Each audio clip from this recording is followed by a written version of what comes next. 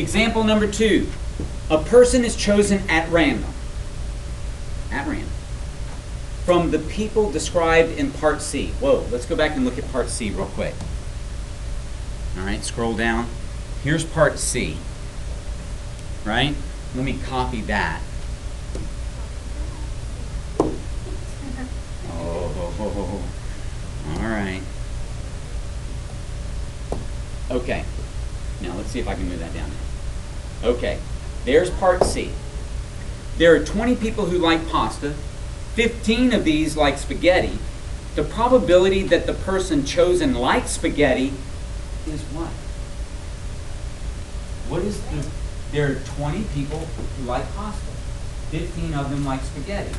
What's the probability of walking into the room of 20 people and picking one of them that likes spaghetti? Catherine?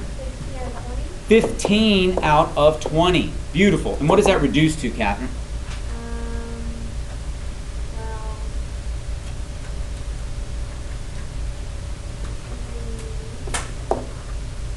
Wait.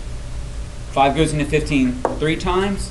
5 goes into 20 Oh, 4 times. Okay, it reduces to 3/4. Now let me ask you this.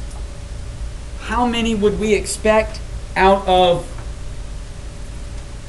420? Stone, how do I do that? This is last night's homework. If that's the probability, how do I find out how many out of 420? you did 3/4 times. Okay, I could do 3/4 just straight times 120 Or you could put it over 1. and put this over 1. And what does that give me? Help me out. That gives you 480. Wait, 3 times 120? No, wouldn't it be 490? No, you go straight across. Unless there's an equal sign between them. Oh, okay.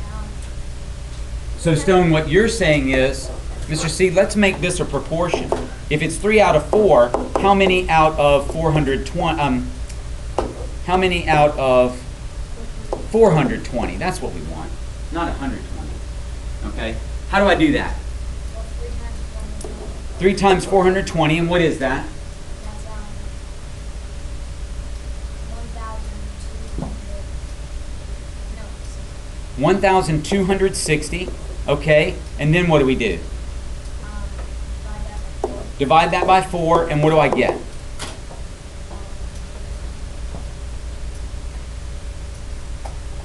That is 315. Is everybody happy with that? Does that make sense? Beautiful. Let's look at the next example. You guys are awesome.